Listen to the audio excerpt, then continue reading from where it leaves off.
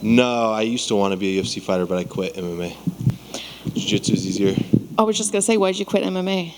I had a couple concussions early on in my career and kind of scared me out of being a fighter, and ended up transitioning to jiu-jitsu. And it's been, I'm glad I did now. So it was a good decision for me personally.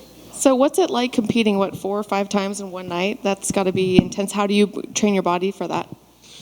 Yeah, we do a lot of training. We do a lot of training at my gym. We'll do an hour of rounds in the afternoon. We'll come back and do an hour of rounds at night. So I'm used to the workload already, and it's more of a mental thing. Just you have to really amp yourself up. You have to really lock in, perform well, and then as soon as you're done, you have to be able to relax a little bit for a second and take a deep breath, and then you have to amp yourself up again at the right time. So I think it's more mental. What are you doing between each of those? Some of those, it seemed like you only had 5 minutes before you had to come back out and compete again. Honestly, for me, the time frame that I competed was perfect. I had just enough time to relax and rest, but not so much time that I just got cold and stiff. So for me, the timing was really well. Just put some music on, and I just tried to relax, rehydrate, get some sugar back in me, a little piece of fruit or something, and just try to calm my my central nervous system down for a little bit. And then 10, 15 minutes before the next match, I would get up and get my sweats on and try to get a little sweat going again. Was there anyone on the bracket that you were most nervous to face? For sure, he ended up fighting Gordon tonight. Yeah, so I mean, the betting odds, Nicky Rod was the number 1 seed in the bracket, and I was the number 2 seed. So as soon as I heard that he was out of the tournament, I was happy. I'm not gonna lie. So thanks, Vinny, for not showing up. I made 25 grand probably because of you. So yeah, it worked out well for me. So was that a fight that you want to get back at some point, or are you happy to avoid him for as long as you can? No, definitely. I have a lot of respect for Nicky Rod. He's a 2-time ADCC silver medalist. He's a freak athlete. He's really hard to deal with, and I'm sure we're gonna have a match eventually. So it's not something what I'm looking forward to, but it's not something I'm running away from either. Is there someone in the bracket that you were looking forward to fighting? No one I would say definitely the winner of Haizam and Patrick. I was really interested in that match, and I knew that was going to be a really tough match. Both of those guys are like top 5, top 10 heavyweights in the world right now. And Patrick, he has a lot of titles. Haizam's more of the up-and-comer. So I was definitely interested in the winner of that. And then also, obviously, Luke, he's a young up-and-comer, and he's got a bright future. So those 3 guys were the guys that I was looking at to get some good matches with. And this might seem like a silly question, but I know that when you're preparing for an MMA fight, typically you're going to trash talk your opponent, or you might try to avoid them during fight week. Is there any of that in jiu-jitsu, or do you guys all just kind of hang out together? There's a lot of trash talk, yeah. Gordon's known for bullying these guys online all the time. It's not really my style, just because I never want to be the guy to trash talk and then have to eat my words afterwards. So it's not really my style. I just like to show up and compete and just keep it respectful. And what are you going to do with that $25K? I text my mom. I told her to pick out whatever she wants for Christmas. So my mom's going to get a good gift. Does she have an idea? Did she warn you what it was going to be? Hopefully not a car or something. Hopefully it's something cheap so I can, invest the rest of the money. But yeah, I don't know. We'll see. Mom gets whatever she wants. And then last question: What's next for you? Do you have another tournament coming up? What's next? Yeah, I had some plans. My professor, he really wants me to continue competing in the gi as well. He doesn't want me to become a one-sided athlete. He wants me to be exceptional in gi and no gi. So we had planned to possibly jump in a couple gi tournaments in 2023. And then besides that, really, I'm really excited to continue to grow with this promotion, because they've talked about plans to keep expanding and keep growing as the sport grows. And I think that they're gonna, probably have some good numbers from tonight's show. Tonight was a really big show. So hopefully they have some good numbers, and then they want to keep on expanding bigger and bigger. So I'd like to continue to grow with UFC Fight Pass as they grow. Thank you. What was it like grappling a 16-year-old? That's a good question. Honestly, I treated him like an adult. I didn't treat him as if he was a 16-year-old. I didn't go easy on him. I didn't play loose. I played exactly as if he was one of the other grown men in the bracket tonight. Because at the end of the day, even if he's 16, like, he's a big kid, and if he was able to enter into one of the leg positions, he would be able to possibly send me to the hospital. So I wasn't playing with him like he was a kid. I was treating him like an adult. I'm sure you've seen the viral clip of him destroying a knee. What are your thoughts on that?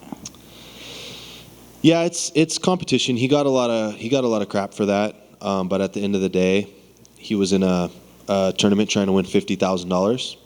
If he would have slowly applied the submission, there's just an equal chance that his opponent would have been able to scramble out. So, you know, if you get caught in a submission, you have to tap fast. And if you don't tap fast and it's in a competition, then your opponent has every right to crank on it. What were the emotions like after ADCC? I know that was very disappointing for you. Just what were the emotions like?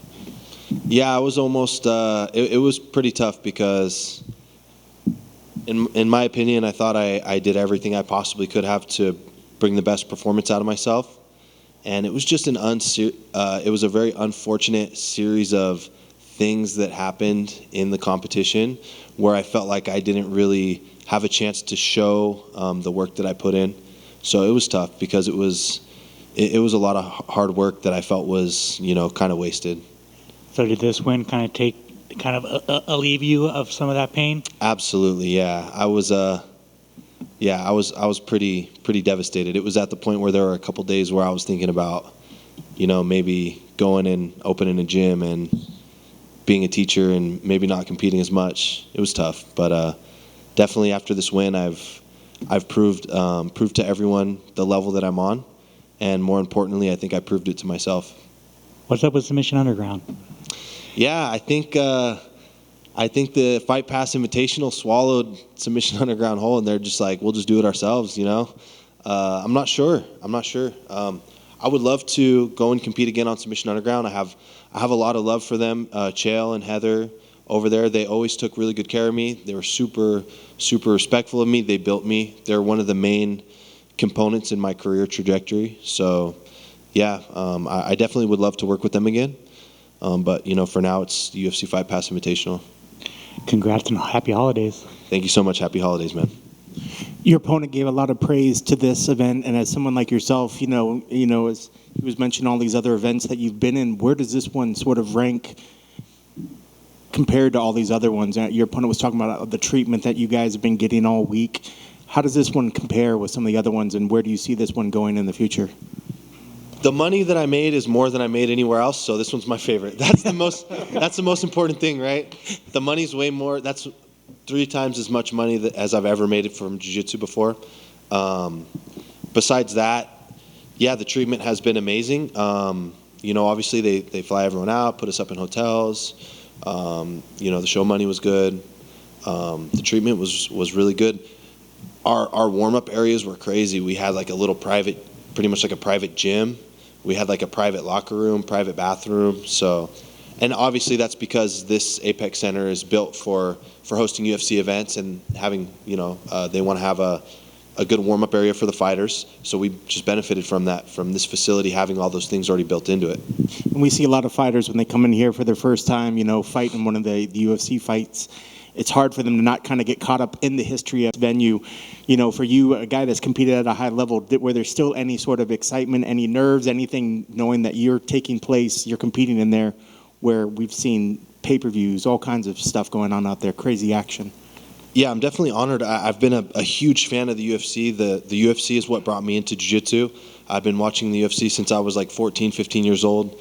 I got into MMA because I was a fan of the UFC. When I first walked into an MMA gym, it was a little crappy gym called Thrive MMA. I asked the front desk person if they would put me, like, if I would be able to fight in the UFC if I trained here. And they were like, yeah, you got to train for a little bit first. And stuff like that. So my love for the UFC is what brought me to jiu-jitsu, and it's kind of crazy how things have come full circle. And now I'm actually here. I'm kind of like a part of the UFC. Even when I was doing Submission Underground in 2020, I was like the 2020 and 2021 UFC Fight Pass Male Athlete of the Year, and not even being a fighter. So that was really amazing. So yeah, I'm really happy. I'm glad that I'm able to be here at the Apex Center and be a part of the organization in the biggest way that I possibly can.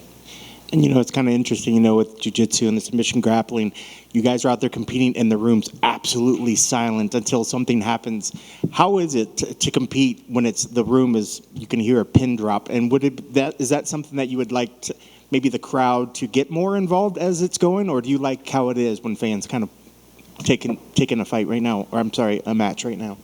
Yeah, I mean, I would just say that I mean, there's just certain points in the match where not a lot's going on, so it's quiet. But when things are happening, the crowd does react and the crowd gets involved. I've been in all different areas of competition. I've been in big arenas with the crowd going crazy. I've been in Submission Underground when it was Sug Island and there was no one there during COVID, and it was really quiet then. And then now I'm here at the Apex where there's a smaller crowd, so it's more kind of like personal. I don't mind. I like that I've been able to experience all the different forms of competition, different types of crowds. This was a cool setup. I really enjoyed competing here. Do you appreciate anyone more than another? Would you rather a big crowd up there, or you like kind of the nice, quiet, and quaint where you could hear your coaches very easily? No real preference. I had a really good experience in Brazil with all the Brazilians, cheering against me and stuff, and then I kind of won them over. So that was a bigger crowd. That was a really great experience. But I had an amazing experience here as well. So to me, it doesn't matter. Were the Brazilians chanting that you were going to die? Were they doing that "Uva mujer"? They were a bit, but won them over though. My coach is Brazilian, so he was protecting me, and he turned me into honorary Brazilian. So they love me over there now. That's awesome. Congrats on the victory. Thank you so much. I just have one more question. When are you going to teach Anthony Smith how to grapple? Oh, man, Anthony Smith, I just hope he doesn't beat my ass, Just as long as we're not throwing punches, yeah, we could grapple anytime. I know, right?